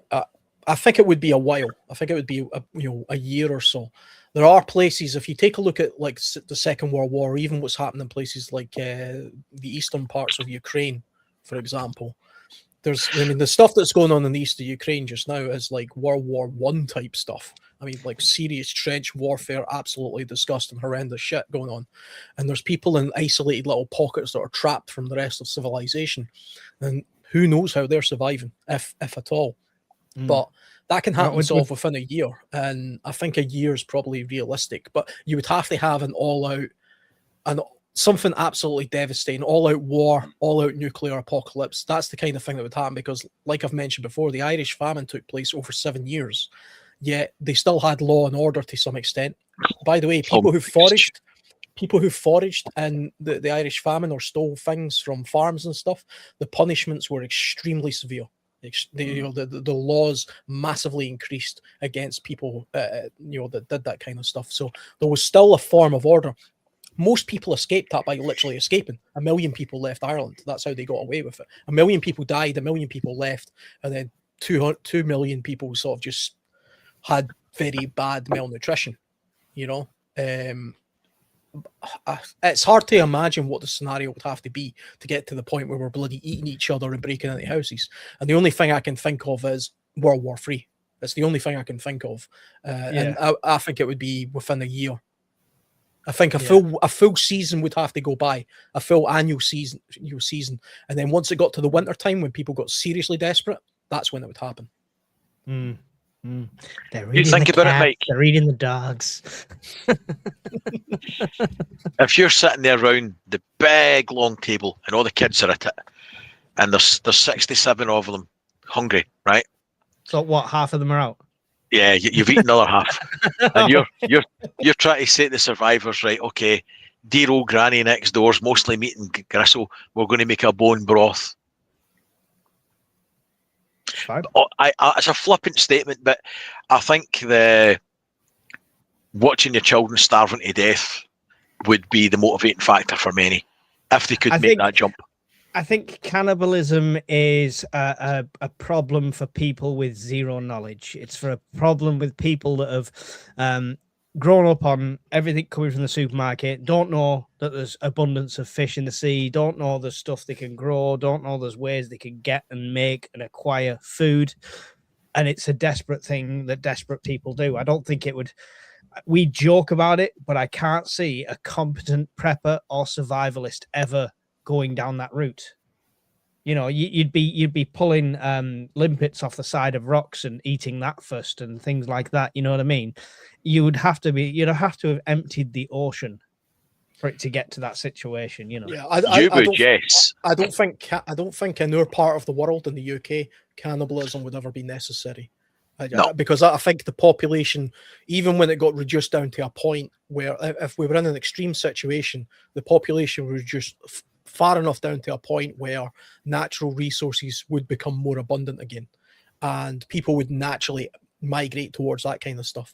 Cannibalism historically in the UK Isles, although it's not completely unheard of, it's never been a thing.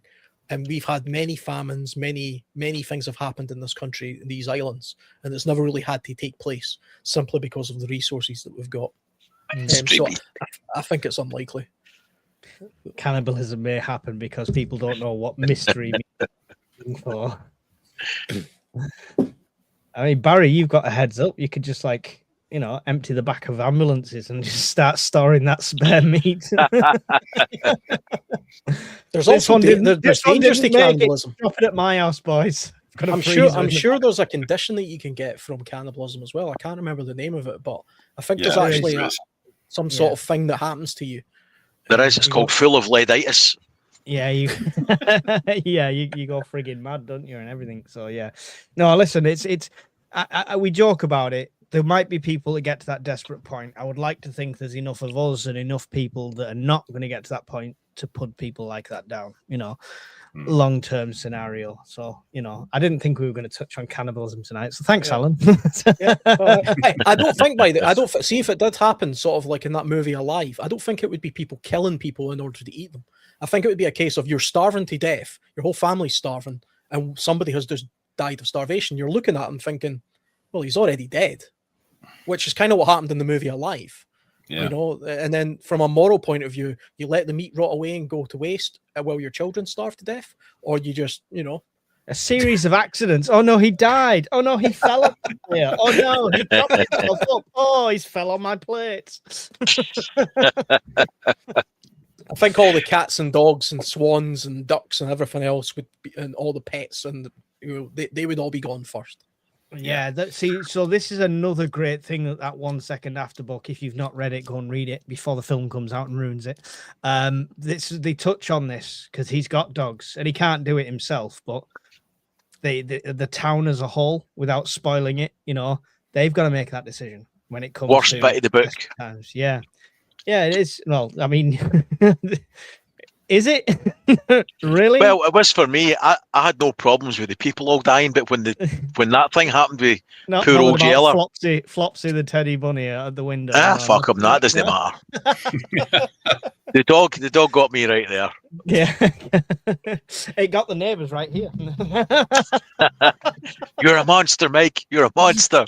I've only got one dog left. If somebody was to touch my dog, I'd go all John Wick on them. So you know, take the kids and stuff first, but not the dog. No. Kids aren't in earshot, are they? They're traumatized. Dad's gonna eat us. How many people have preps for 1,000 days? What's 1,000 days? That's 4 years. Three about, Three and a bit. No. 4 years, yeah. just about 3. Yeah. Oh yeah, just under 3. Just about 3. Yeah. Just under 3. Yeah. Depends what you think prepping is as well, because to me, prepping isn't just about stockpiling food to eat.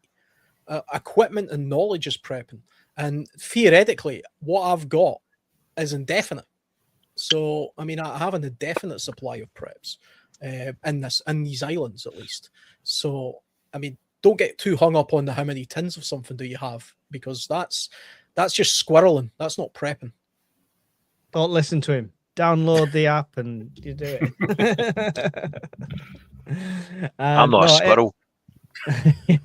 I'm more a kind of cuddly hamster.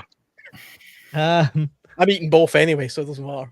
so Philip's got a question for you, Alan, because you brought up the topic. What sauce would be best, though? Or does it A nice depend on bottle the of person? Chianti. That's what I say. Which bottle of Chianti? Copyright strike. Would you be better off feeding bodies to pigs and then eating them? Jesus Christ, this went a right dark corner this tonight, isn't it? I mean, My goodness. that's a fair point. You are A, fattening up your meat, and B, getting rid of potential biohazard. It's all good. It's pig Be farms aware of are any all- man with a pig farm, as they Yeah. say. Come on, let's So go there see you go. Mr. Truffles. We're going to feed him. Did that book have berries on the front? Oddly, doesn't seem too many foraging books on Amazon. It's Gems, Collins Gems, food for free. Oh, Yeah. mine looks different from yours. Mine's more recent, I think. I think yours is a bit older. Yeah, probably. But yeah, $5.99 apparently in the UK, but I'm sure it was cheaper than that on Amazon. Mine was $4.99. There you go. Okay. So Back in the mine day. suffered. Mine's gone up by £1. So in this inflation rate, that could have been last week. So I feel like I'm on a podcast with 2 Jehovah Witnesses here, holding the book up.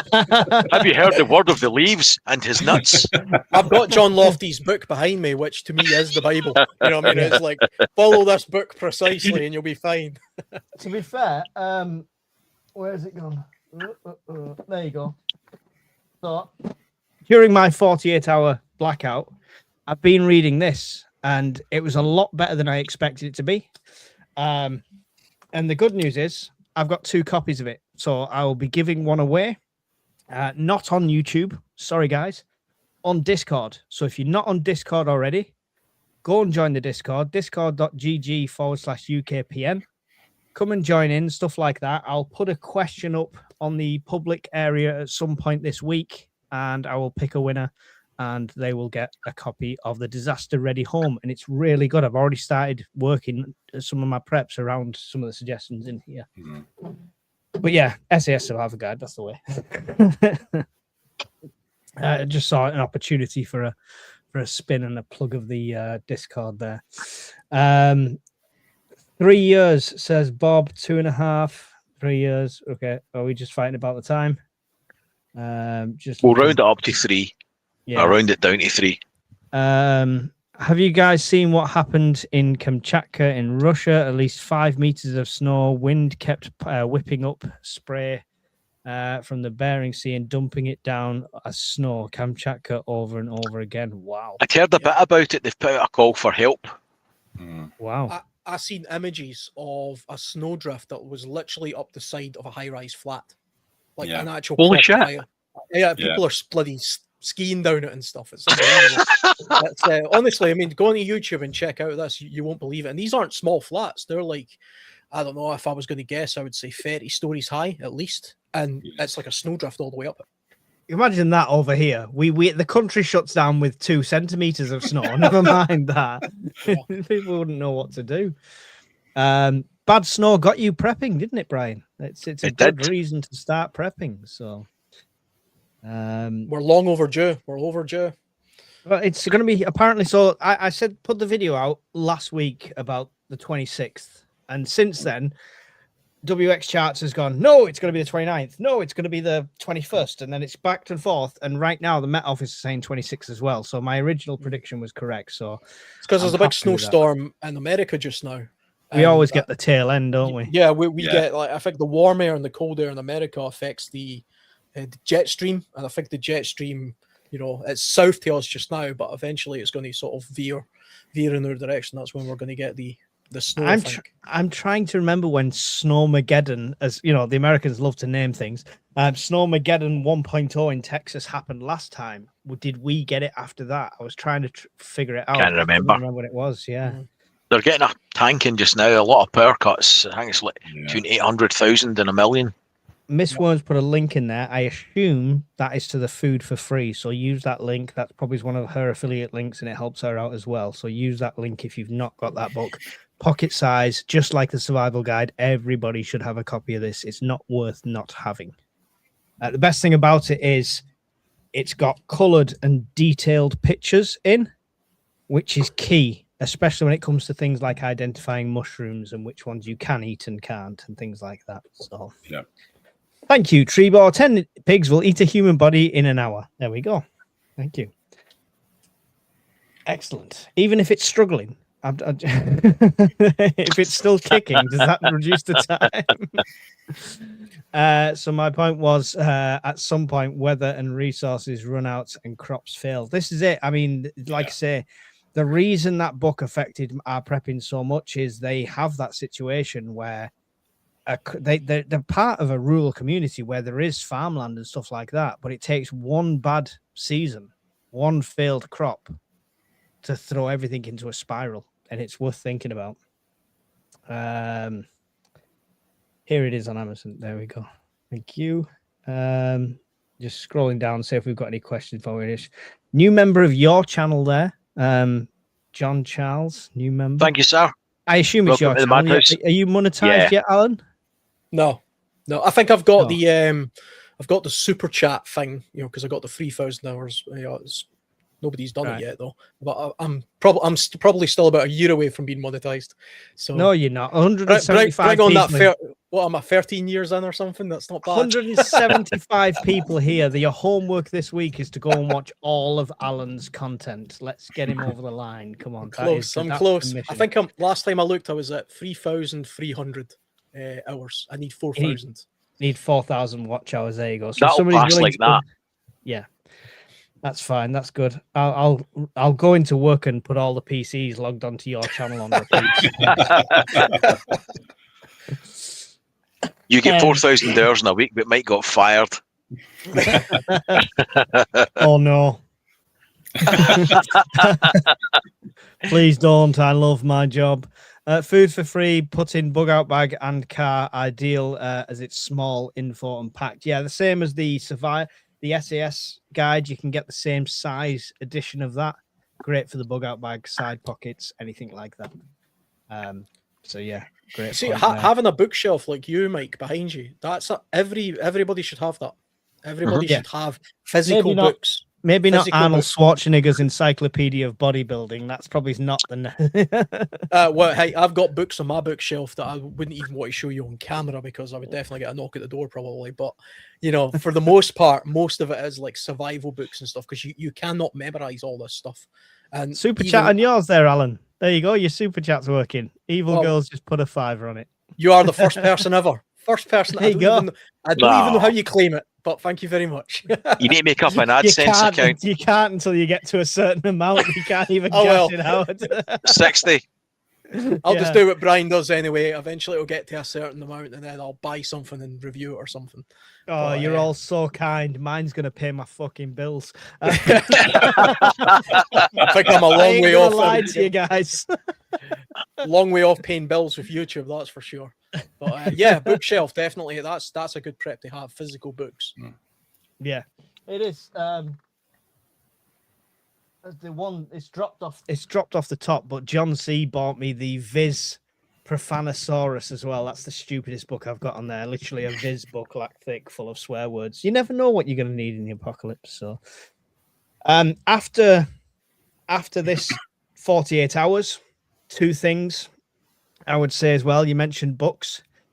I need more books. I need more books that either I've not read yet or are rereadable for entertainment purposes, and I need more motion-based entertainment. By that, I mean, whether I use it all the time or not, I need an exercise bike or a treadmill or something like that. Trust me, being inside, doing nothing with no power for 48 hours, if I had to do that for 30 days, there would have been murder. So I need to reassess the entertainment side of things. Cabin You'd have fever. Look sorted your up an food author. supply out. You are? Glenn. On you go, Barry. Sorry, mate. Well, you would have if you're going to commit murder, you would have sorted your food supply out, anyhow. Yeah. If you like science fiction, look up an author called Glenn Stewart and start off with one of his series of books called The Terran Privateer. It's fantastic. Yeah. And then go on to the one series called Starship's Mage. It's really, really good books. I honestly, because I mean, I don't have an expendable budget to pay book prices like at bookshop prices. I think what I'm genuinely going to do from now on is keep an eye out in the charity shops. And if I see a front cover that vaguely interests me, I'm just going to buy it and put them on a shelf. Not buy it with the intent of reading it that week. Just start filling up. something Simon that- Scarrow's a good bet about the Roman legions, Marco and Cato. I Excellent love history author. and stuff like that. Yeah. Miss Worm knows a good book. I actually thought that the other night. I was sat there in the dark. You must have read it then because you'd all that spare time, Mike. Well, no, I don't have it. You just I said. don't have it. I don't have it. Literally, I thought I could have read Miss Worm's book and then I could have had one up on the guys. But it's, So where is it? I bought it on Amazon on the PC. Uh-huh. And I didn't download it. I haven't got a Kindle. You can get it on your phone. Put it on your phone. Yeah. I know, but it's You just couldn't be arsed reading their book then, is that what we're saying? Wow, that's pretty bad, like. If you want a bit of comedy, if you want a bit of comedy, read Dungeon Crawler Carl. Series of 8 books. Dungeon Crawler Carl. It's absolutely hilarious. I mean, I'll keep an eye out in the charity shops, but listen, the benchmark for me, if it's £3 for £1, I'll have it. Other than that, I ain't gonna read it. Yeah, so I think that's pretty much. Anyone got anything else on scavenging, post SHF, resources, things like that? Water, probably, we should mention briefly. I don't want it to keep you guys too late, but It's all good. water again is not an infinite supply, even if you've got collection butts and stuff like that. We've had droughts in this country, we've had dry spells in this country. So what's the water plan, Brian? I know where there's a Roman spring about a quarter of a mile from here. That's a proven, Fresh Romans coming out the ground. yeah, fresh Romans run about. I'm going to put them all to work collecting water for me. All Or right. they'll get their own buckets, mate. So, What but have the not Romans ever done for us? well, apart from education and maths and literature. And roads. No, it's about a quarter of a mile that way, and it's a proven stream, good water content. So I can get to that. It's a relatively safe route, and yeah, I've got enough. I've got 165 gallons on tap at any one time, anyway, and then the life straw, jerry can and stuff. So water's sorted. Yeah. Barry, water plan beyond. We're talking beyond current supplies or collection butts, because we're thinking, 6-week drought. Yeah. Where's the water coming from then? Okay. I got Lifesaver jerry can. Got a couple of the life straws. Within sort of a couple of hours walking distance, I've got 2 water sources that I can go for. So yeah, I should be okay. No sarcasm from Jess there Terrified at of all. droughts I'm in terrified of droughts in Scotland. Totally terrified. Yeah, Alan, it keeps me up at night. Same situation when it comes to water and stuff. Obviously, I mean, when you go out on your adventures, you've got your grill and stuff like that. But long term, water plans. I think long term, from that sort of domestic point of view, I am aware of where there are multiple freshwater streams. Some of them are coming directly from hill streams, so I know they're not overly contaminated. I do live in an urban type area, so I would have to go further afield than just literally where I am at right now to make sure that it wasn't contaminated. I think I've probably got enough chemicals to be able to purify a lot of that water, proper water purification chemicals, but also bleach and things like that with certain concentrations. You can sort that out. I don't think I do live in Scotland, so it does rain a little bit more frequently here than it does probably in other parts. Just a little bit. So I mean, water catchment when it's not frozen, that is. Yeah. I tell you what, talking about water and we're talking about foraging, it does remind me of the fact though that it's not just about foraging food, it's about foraging like actual resources like water containers. How many water containers do you have in your house, really? If you know you start scrambling around, you probably only got one or two. There's no reason for you not to go out and immediately try and forage that stuff. Like I say earlier, when I says that I'd go to a pharmacy and then a fish and tackle shop, my next place would probably be B&Q, and I'd be grabbing things like containers, chemicals, axes, files, tools, things, because you could literally just fill your living room up full of stuff that you're out there stealing, basically, or foraging. Borrowing, liberating. Yeah, because you're in a situation where the more you've got, the better. And even if you have, 5 axes in your living room for no reason whatsoever, that's a resource that you could potentially swap with somebody, Yeah. Robert says reverse osmosis or distillery setup. There's an abundance all around the coast. Solar stills, stuff like that. What I did learn, about containers, Alan, you're surprised how many containers you've got that you can have water in, not necessarily sealed, but I found tubs and buckets and stuff like that and was filling that with water as part of this video series that's coming out. The issue wasn't containers for me. It was space. You don't want to fill everywhere you're going to be walking with buckets of water and stuff. And if you're like me and your kitchen's not that big, you fill half of it, you need surface area still to prepare food. So it's not so much this containers, it's where the hell do you put it all?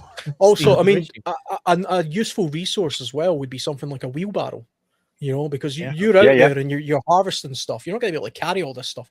That's why you see like homeless people pushing shopping trolleys, and they've got all their possessions in it.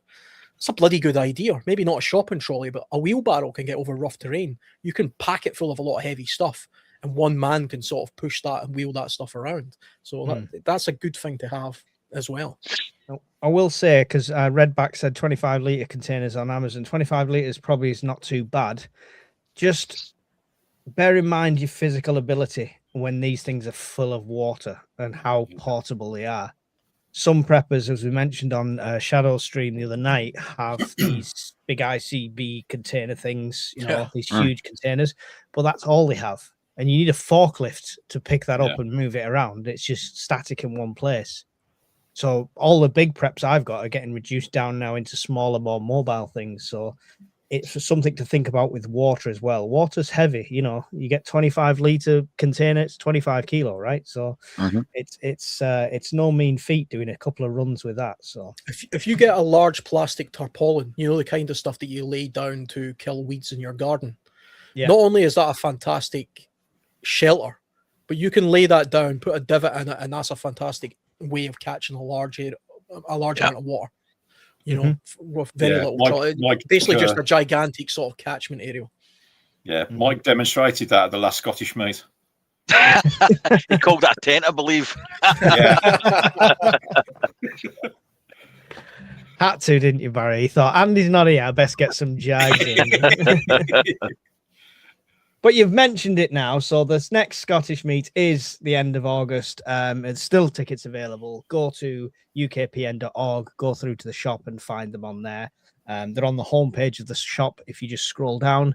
Still got tickets, still got a couple of places for camper vans, plenty of places for tents. It will sell out at some point, so make sure you go there and get your ticket booked. It's £35 for the long weekend, including the bank holiday, and it's per pitch, not per person. So you can bring the whole family worth for the it. same price. So it's great. Everybody's very Um, sociable when you're there. Whatever you think it's going to be like, it's better.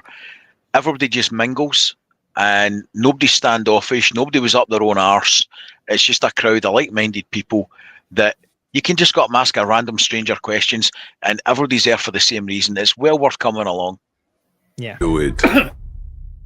Do it now.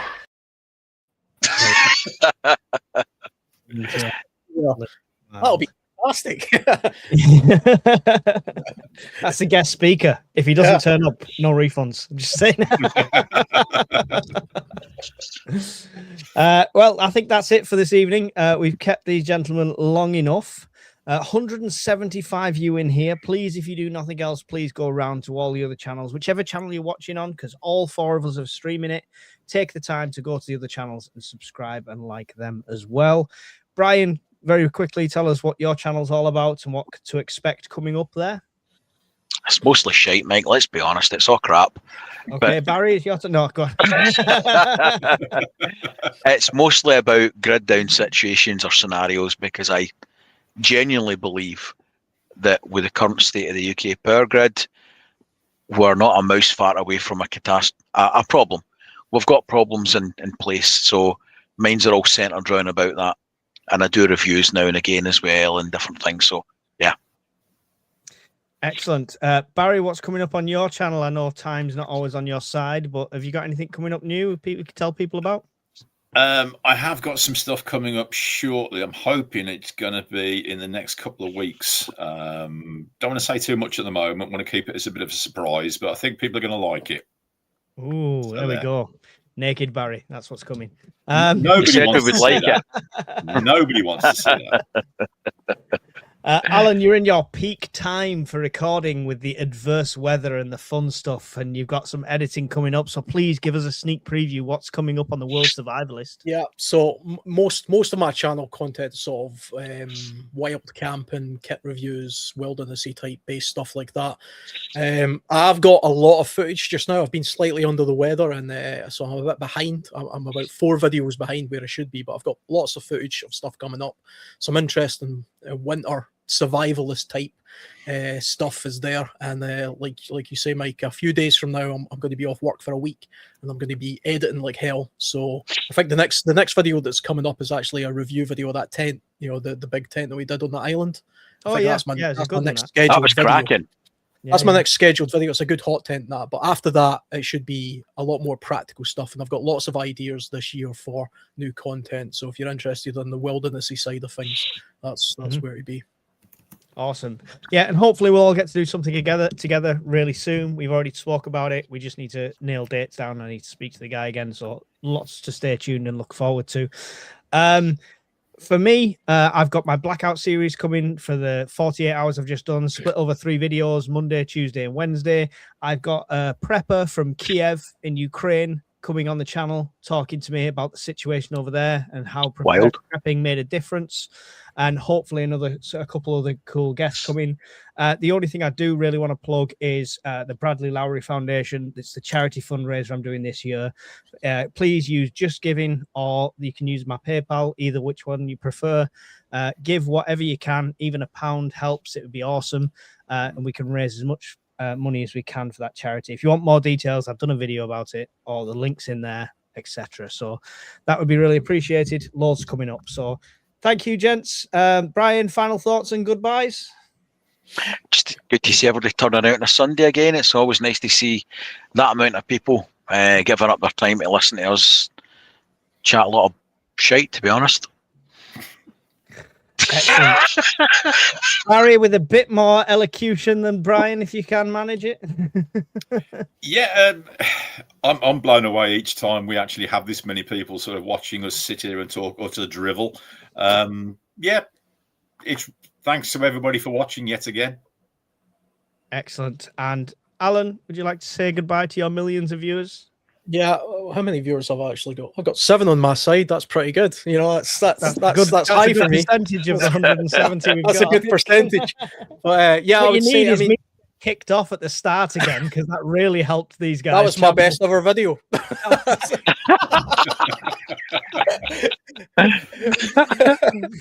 But yeah, I think if you've got limited sort of cash and resources, then focus a little bit on skills.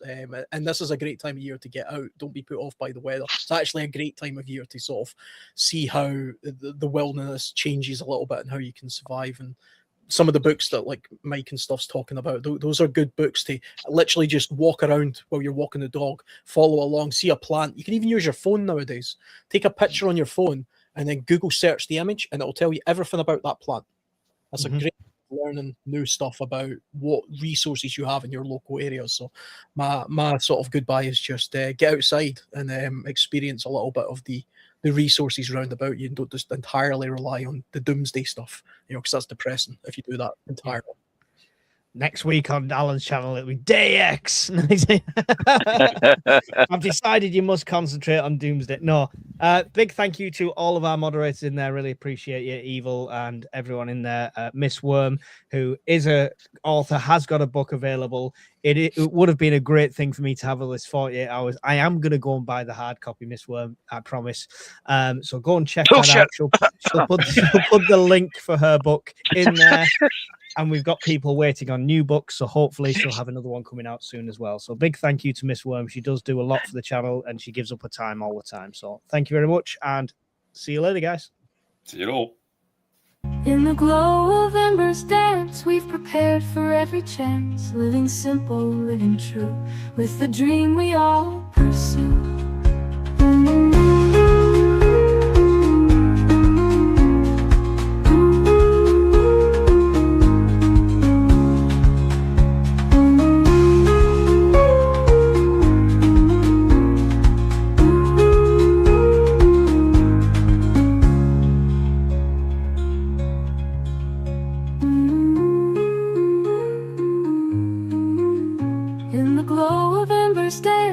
Prepared for every chance, living simple, living true, with the dream we all pursue.